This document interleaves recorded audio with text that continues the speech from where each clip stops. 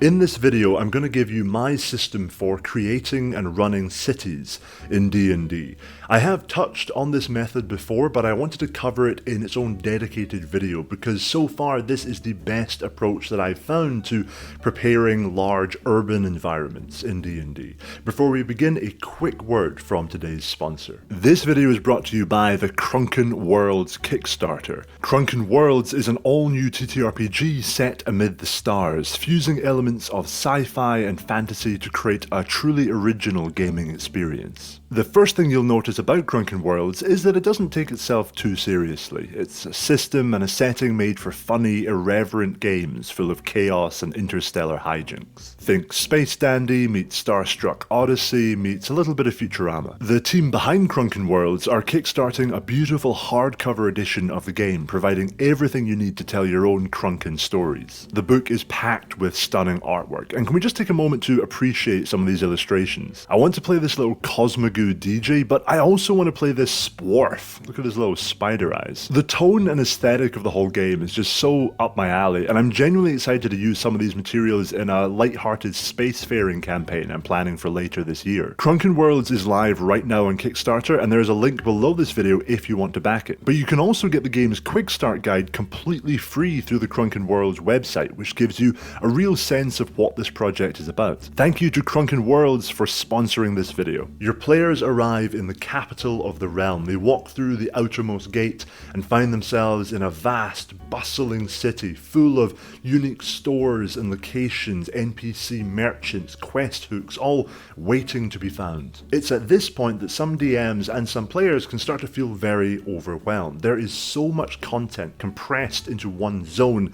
How are you meant to present it to your players? Do you create a detailed street-by-street map and then do real-time travel across the city, telling your players everything they see along the way? Do you create enormous lists of every possible store they might encounter, or do you improvise it all on the spot? It's a lot of material to prep and to manage, and you've got to do that while trying to keep the players excited and immersed the whole time. And from the player's perspective as well, this can be a very overwhelming experience. The players might be used to small villages with a couple of local businesses, a few local NPCs, and now they're dealing with a location on a much larger scale, and they could be struggling to even visualize the setting around them, let alone work out where they are within the city and how to get to where they're going. To make all of this easier for ourselves as dungeon masters and for our players, we're going to use the basket system. Here's how it works. Like any real city, like New York or London, your fantasy city is going to be divided up into districts and neighborhoods, little individual pockets within the city,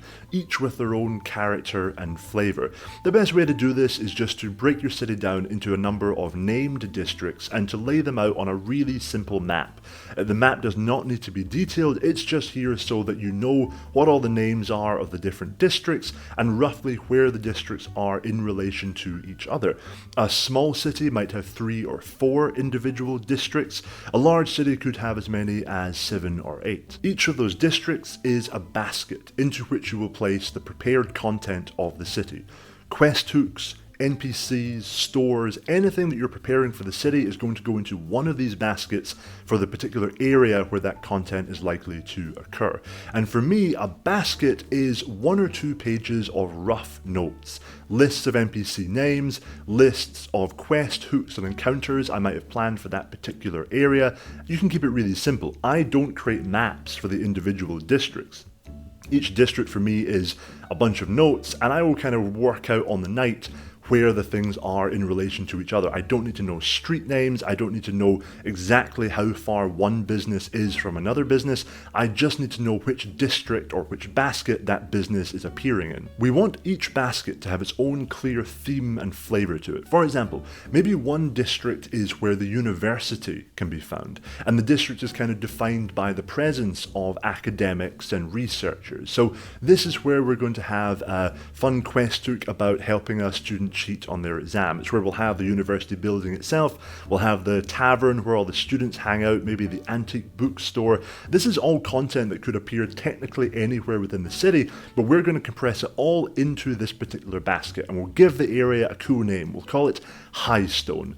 And anything that's remotely related to academia, to research, to books, it's all going to get chucked into the Highstone basket. Next to Highstone, maybe we have an area which is dominated by gang violence and quite impoverished. We'll give this area its own name, we'll call it Balehook. And into the Balehook basket, we'll put everything that's related to the underbelly of the city. We'll get the shabby, rundown tavern where the smugglers hang out. We'll get all our lore about local gangs. We'll get the apothecary where they only sell poisons. And we'll stick all of that in the Balehook basket. There's no point in having two baskets that are indistinguishable from each other. We want each one to feel like its own little place within the city. So to that end, write a small description for each district, summing it up and kind of creating the first impression that players will get when they arrive. Maybe when they arrive in Highstone, they notice the clean, quiet streets. They get the smell of coffee wafting out of the cute little coffee houses nearby.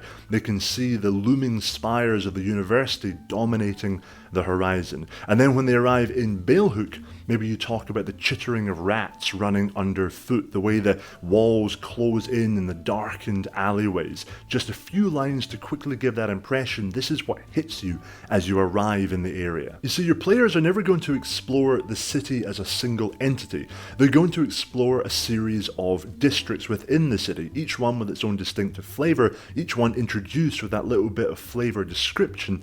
And over time, they're going to get a sense that this adds up to one big city. But it's going to be way less overwhelming for them because they only have to deal with one basket of content at a time, and likewise for yourself. But of course, the players aren't going to be thinking in terms of baskets and content. They'll be thinking in terms of Balehook and Highstone and these distinct areas with their own distinct flavours. And that will feel perfectly natural because anyone who lives in a city knows that every part of the city, every particular district, has its own flavour and its own feel, and it makes sense that you would experience them one at a time rather than one big city as one big unit. Here's how this works in practice. Your players arrive in the capital city, they walk through the gate, and they find themselves not in the city as a whole, but in Southgate, which is the particular borough or district that their gate is situated in. They walk into this area and you as the DM read out or paraphrase the little description that you've already prepared for Southgate. You talk about the bustling streets filled with people new to the city, the guards watchful, keeping an eye on the wagons rattling through. Perhaps this is a newer part of town, so you talk about a lot of the construction work that's going on in this area. And then you mention to your players that nearby they notice on the wall a city map pinned up for newcomers. And now you hand your players that really simple map you've already prepared, showing the different districts and their names. Before your players go further into the city, they want to explore Southgate. So they ask you, what do they see as they look around? What businesses do they find? And you quickly check your notes behind your screen. Hopefully you've already got the Southgate basket notes in front of you, and you tell them that yes, as you look around you see a particular upmarket tavern, an office of the Merchants Guild, a statue of the city's founder, maybe a blacksmith. The 4 or 5 notable landmarks that you've noted down in the basket of Southgate.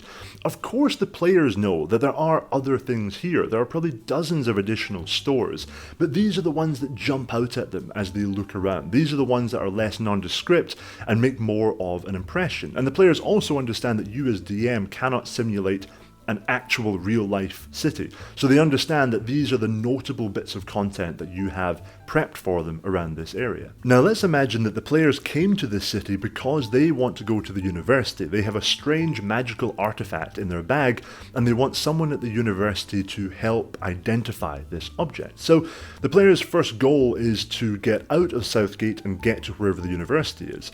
They ask a passing NPC, and the NPC says, yes, university is over in Highstone. So the players announce to you their intention of going to Highstone. What happens next is what usually happens when players travel from one location to another. They begin to move through the streets, and you describe what they see around them in a quick montage. You talk about the fact that the streets are perhaps getting a little bit quieter as they move away from the bustle of Southgate and towards the more sedate, quiet area that is Highstone. You talk about the looming towers of the university rising ahead, and when the players arrive in Highstone, you'll read out that little bit of description that gives them their first impression of the district. If you've got time, maybe along the way you throw in a small urban roleplay encounter. The players see a pickpocket running by, pursued by guards, and they have a moment to decide whether to help catch the pickpocket or let this young, perhaps impoverished person escape, perhaps even get in the way so that the guards don't know which way the thief went. It doesn't have a major impact on the story, but it gives the players a sense that this is a living, breathing world, and it creates texture and connective tissue between the baskets. A few minutes have passed in real life, a few hours have perhaps passed within the game world, your players are now in Highstone. You give them that little description to set the tone, and they can either head straight to the university, which they know is there, or they can ask to explore, and if they do, once again you just turn to that page in your notes, you've got all that information in the basket, and you tell them, oh yeah, there's a local pub which seems to be very popular with scholars and students, you see a particular antique bookstore nearby, whatever content you've prepared for this area, they see as they're passing by. And again,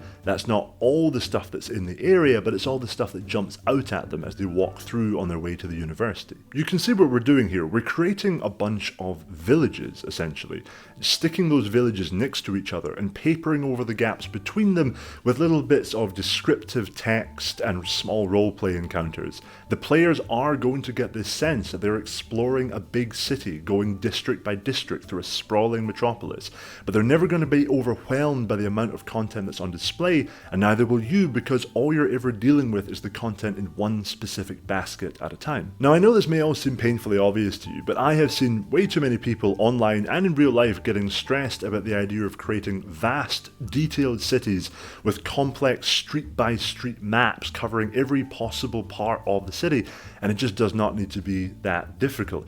Again, I understand that some people will be able to just improvise their way through this and not have to prep anything, but if you do want to prep, use the basket system, use that district by district approach to make prepping a much simpler and easier experience for you, and then when it comes to the game night, for your players as well. This is of course the approach used for most open world video games, where the impression that's created for the player is that of a seamless, sprawling world where players can go wherever they want.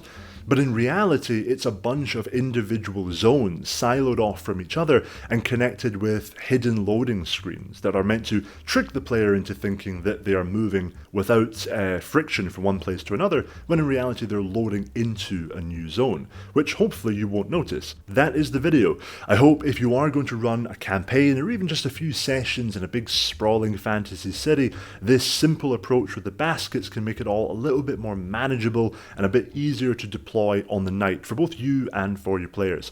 Massive thank you to everyone who watched through the video this far, to everyone who backs me over on the Tales of Kane Patreon, and to the Crunken Worlds Kickstarter for sponsoring this video. I'll see you in the next one.